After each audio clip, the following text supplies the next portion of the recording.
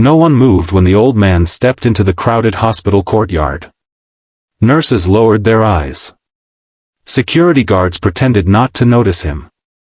Even families waiting outside quietly pulled their children closer, as if silence itself could protect them. Everyone knew exactly who he was. Not because he carried a weapon or wore expensive clothes, but because he was the forgotten father of the most feared mafia boss in Italy. For years, people believed that getting close to him meant inviting danger into their lives. Yet on that bright spring afternoon, beneath a clear blue sky, one young woman walked toward him without fear.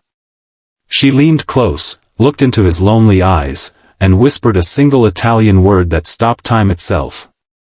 Famiglia. Family. Before we discover why that one simple word changed the lives of everyone around them forever, please take a moment to like this video, comment where you're watching from, share this story with someone who still believes in kindness and second chances, and subscribe to Ripple of Kindness if you believe in kindness and second chances. Your support helps us share more unforgettable stories that remind the world compassion is stronger than fear. The old man's name was Vittorio Bellandi. Once respected as a hard-working carpenter in a quiet coastal village, he had spent decades building homes with his own hands. Long before his son became the most feared criminal in southern Italy, Vittorio had taught him honesty, patience, and the value of helping strangers. Life, however, rarely follows the dreams of good fathers. After the tragic death of his wife, grief consumed the family. His only son, Raphael, disappeared into a world of violence, revenge, and power. Years later, newspapers called Raphael Bellandi the Shadow King. His name alone emptied restaurants and closed businesses. Yet despite unimaginable wealth, he never visited the father who had once carried him on his shoulders through sunflower fields. People judged Vittorio for sins he never committed. Shopkeepers refused to serve him. Churches welcomed everyone except the old man connected to organized crime. Children were warned never to walk near him. Every lonely morning, he sat on the same weathered bench outside St. Lucia Hospital because it was the only place where no one chased him away. He watched people hug their loved ones, celebrate recoveries, and cry over losses, wondering whether anyone would ever look at him without fear. Across the city lived a young volunteer named Serafina Moretti. She had grown up caring for her aging grandparents after losing both parents in a traffic accident. Their final lesson remained deeply rooted in her heart: every lonely person carries a story that deserves to be heard before being judged. Every afternoon after university, Serafina spent hours at hospitals delivering books, flowers, and warm meals to patients with no visitors. She believed healing often began with simple human presence rather than expensive medicine. One sunny afternoon, while carrying fresh bread and homemade soup prepared by local volunteers, Serafina noticed Vittorio sitting alone beneath the flowering jacaranda trees outside the hospital entrance. Unlike everyone else, she did not recognize him immediately. She only saw tired eyes searching every passing face with quiet hope. A nurse rushed toward her and quietly warned her to stay away because the old man belonged to the Bellandi family. The warning echoed around the courtyard. Conversation stopped. People expected the young volunteer to quickly change direction. Instead, she smiled gently and continued walking toward him. When she reached the bench, she noticed trembling hands struggling to hold a small photograph. The picture showed a smiling young couple holding a little boy between them. Time had faded the colors, but love remained visible. Vittorio looked embarrassed and tried hiding the photograph inside his worn jacket. Before he could speak, Serafina softly whispered the word "Famiglia." That single word shattered years of silence. Tears immediately filled Vittorio's eyes. No one had spoken to him with kindness in nearly 7 years. People called him dangerous, cursed, and untouchable, but no one had reminded him he was still someone's father, someone's husband, someone's family.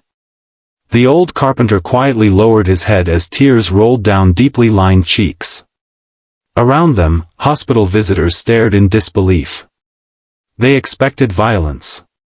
Instead, they witnessed an old man crying because someone finally remembered his humanity. From that day forward, Serafina visited him every afternoon. She never asked about his son's criminal empire. She asked about his favorite meals, the houses he had built, the songs his wife loved, and the smell of freshly cut cedar wood. Slowly, Vittorio transformed from a feared symbol into a gentle storyteller.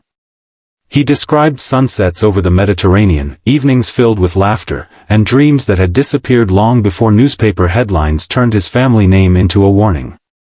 Word spread through the hospital that the mysterious volunteer kept sitting beside the Mafia boss's father. Many criticized her, believing kindness toward him meant supporting evil. Others quietly admired her courage but lacked the strength to do the same. Serafina ignored every opinion because she understood something many people forget. Compassion never excuses wrongdoing, but neither should innocent people be punished for another person's choices. Unknown to everyone, Vittorio Bellandi had secretly ordered trusted bodyguards to watch his father from a distance every day. They reported every detail without ever revealing themselves. For years their reports contained only one sentence: "Your father remains alone." Then suddenly everything changed. Their daily reports described a smiling young woman bringing books, soup, fresh flowers, and endless conversations. At first the feared Mafia boss suspected a trap. He ordered deeper investigations. Instead of discovering betrayal, his men found a volunteer known throughout the city for helping abandoned elderly people without expecting anything in return. For the first time in decades, guilt found a place inside Raphael's hardened heart.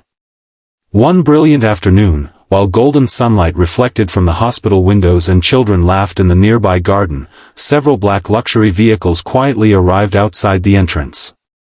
The courtyard instantly fell silent. Everyone recognized the convoy. Doctors froze. Visitors hurried indoors. Security guards stepped back without being told. The Shadow King had come. Raphael stepped out wearing a simple dark suit instead of the extravagant clothing people expected. His face showed exhaustion rather than anger. He watched from a distance as Serafina carefully adjusted a blanket over his sleeping father's shoulders. The scene stirred memories buried beneath years of violence. He remembered his father doing exactly the same for him after childhood fevers. Without raising his voice, Raphael slowly walked toward the bench.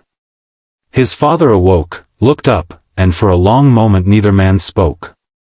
Years of regret stood between them like an invisible wall. Serafina quietly stepped back, allowing father and son to face each other. Around them, the hospital courtyard remained completely silent. People expected threats, accusations, or another heartbreaking separation. Instead, Vittorio slowly stood despite aching knees and wrapped trembling arms around the son he had not embraced in nearly 20 years. The feared Mafia boss collapsed into tears against his father's shoulder. Power could command armies, buy mansions, and silence enemies, but it could never replace a father's forgiveness. At that moment, every expensive possession Raphael owned felt worthless compared to the warmth of the embrace he had spent decades avoiding. The weeks that followed became a quiet miracle. Raphael funded new hospital wings anonymously, established programs for abandoned elderly citizens, and restored community centers his organization had once damaged. None of these actions erased the pain of his past, but they marked the beginning of accountability and change. He understood redemption was not a destination reached overnight but a lifelong commitment built through countless acts of responsibility. Serafina never sought recognition. She continued delivering meals, reading stories to lonely patients, and reminding forgotten people that dignity belongs to everyone.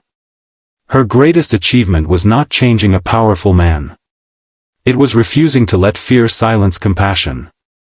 If this story touched your heart, please like this video, leave a meaningful comment, share it with someone who needs hope today, and subscribe to Ripple of Kindness. Every interaction helps these stories reach more people who need a reminder that kindness can transform lives. Special request: before the ending, please comment the word Famiglia if you believe love, forgiveness, and kindness can heal even the deepest wounds. As the sun slowly disappeared behind the hospital gardens, three figures sat together on the same bench where loneliness had once ruled. An old father who had been forgotten, a son searching for redemption, and a young woman whose courage consisted of nothing more complicated than seeing another human being with compassion. The world often remembers people for their greatest mistakes, but sometimes history changes because one brave soul chooses to remember their humanity instead. And in the end, it was never fear that united a broken family. It was one whispered Italian word.